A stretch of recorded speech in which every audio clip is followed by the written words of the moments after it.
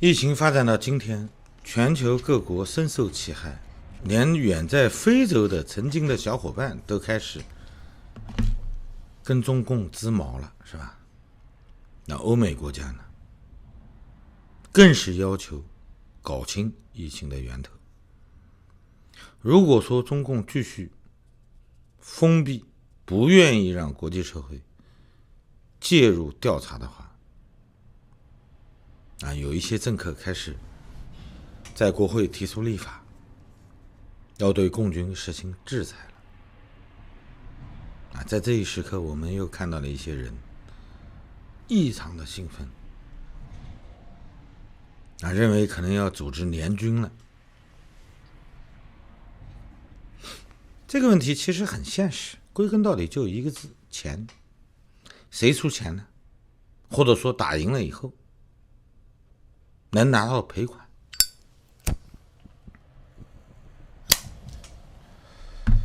这个世界上你见到过有何国家进入热战状态的吗？包括我们知道的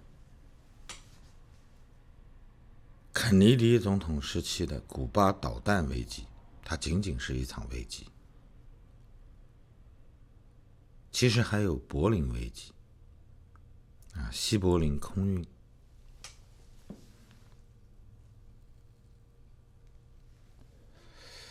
美苏争霸的过程中有对等威胁，最终还是靠星球大战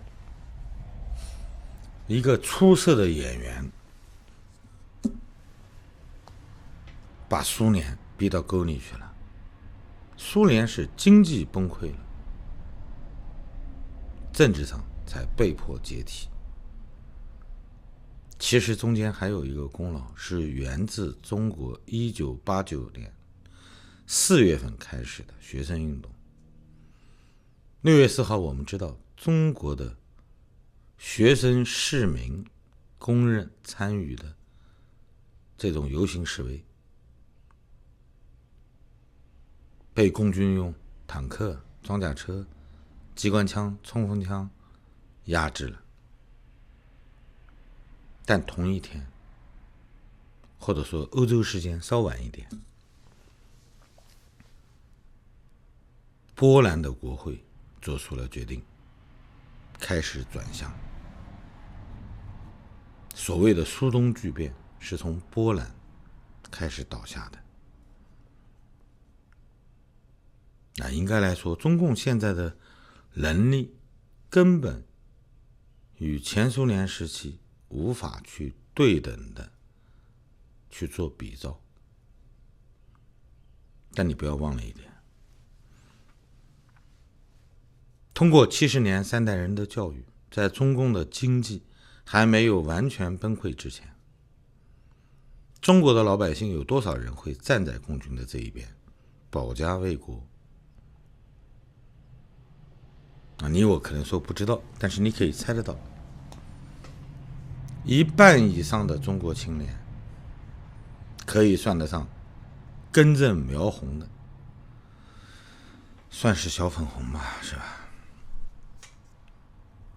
所以他们不认为任何一个国家派来解放他的人是他的盟军，他会把你当作敌人。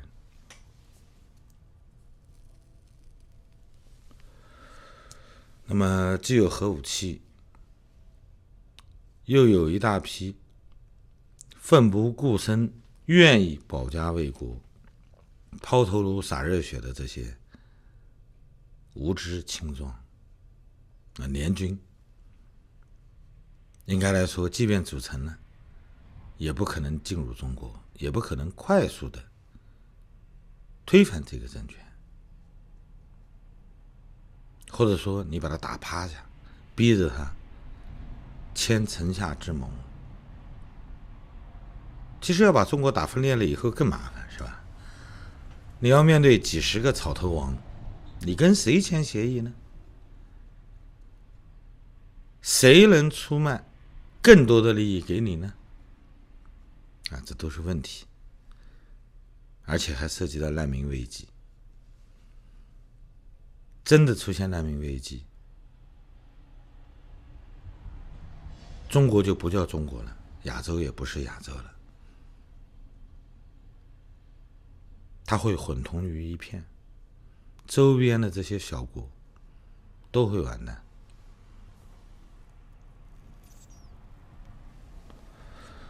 那么好了，打仗不要去想了啊！有人想的更美，是吧？那就不要打仗，联军不需要进入中国，只需要做几件事儿，就可以让中共自己垮台。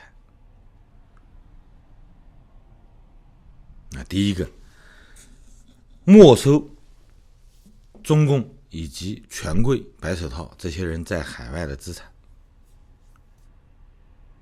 谁来没收呢？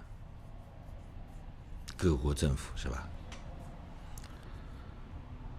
共军他要跑的一般都是西方国家，法治相对健全的国家。当然了，其实俄罗斯也在吸引中国更多的人走向俄罗斯。俄罗斯刚刚出台了一个政策，允许给在俄罗斯购置房产的外国人给他们入籍，也就意味着俄罗斯也开始准备接收一些来自中国的相对富裕的人群了。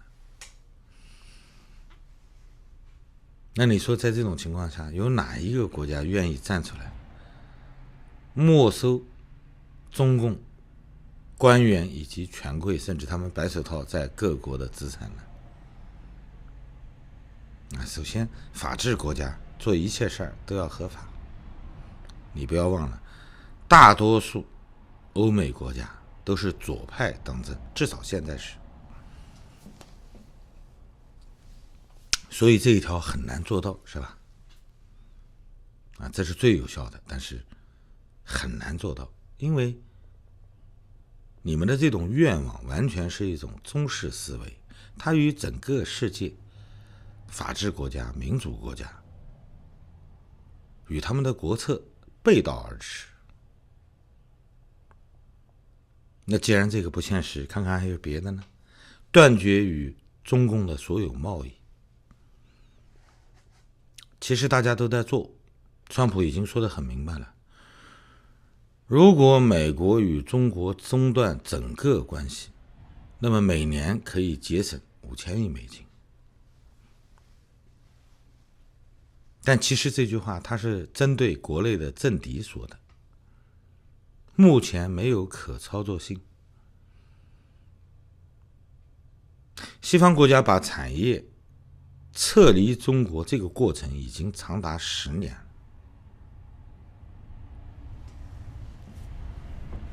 2008年广东开始腾笼换鸟，2012年全国开始推广，在这个过程中其实就已经非常明确了。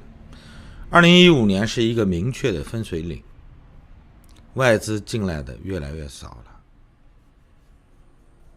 大家都忙着撤离了。现在日本已经开始补贴，撤出中国企业所遭受的损失，甚至帮助他们在其他国家建立生产线，由政府补贴。美国也会出台类似的政策。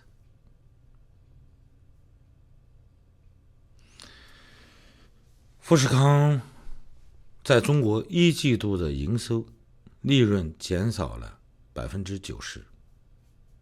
台积电刚刚宣布投资120亿美元在美国设厂。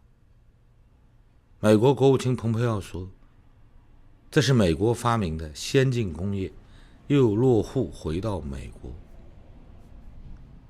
这些都是风向标，但是撤离的过程一定是非常缓慢的。所有的撤离如果按部就班的话，每一个大型的企业从立项到完全撤离差不多要2年。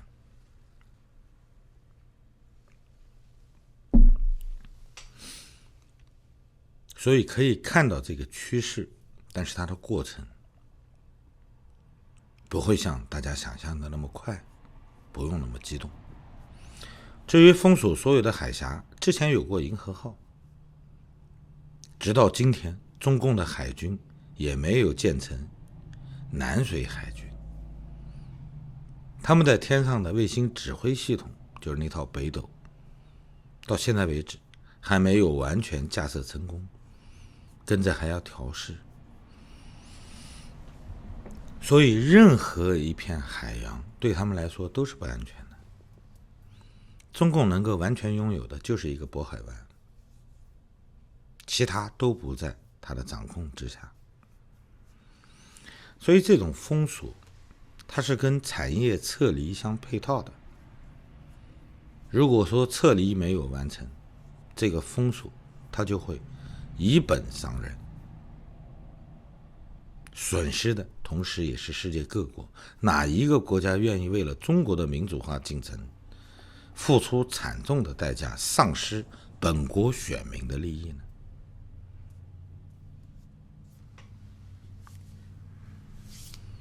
至于说不允许中共用美元结算，这是一个选项，国际清算银行有可能把中国踢出去，但这个前提也是跟产业撤离相挂钩的，目前我们看不到，应该来说这也是很遥远的故事。至于说支持大陆的反共力量，其实别说美国人，欧洲人都在支持，但支持的力度是有限的。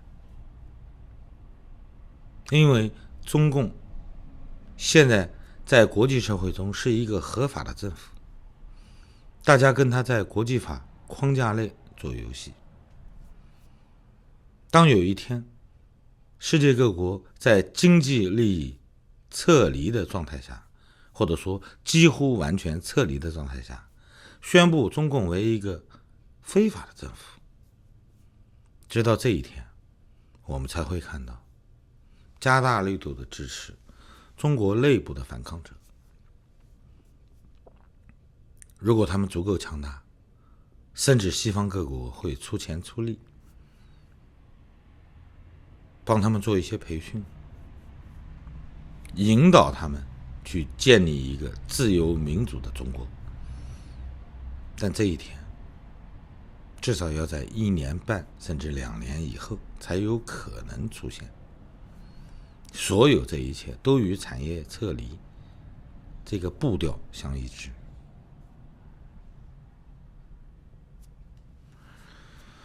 如同鸦片战争时期，维多利亚女王在微弱多数支持英国出兵的时候讲过的一句话一样，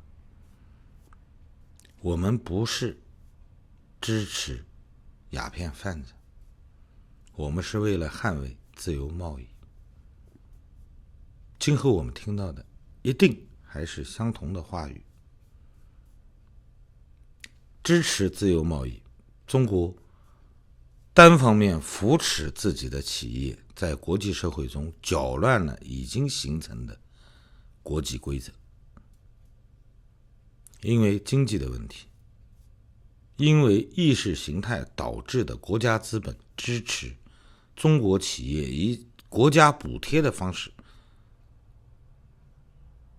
扰乱国际市场，造成一个畸形的不对称的经济上的竞争。这个理由是全球发起对中共制裁的本能的一个目的，疫情只是加速，没有到决战的那一天。希望大家保持信心，继续关注国际变化。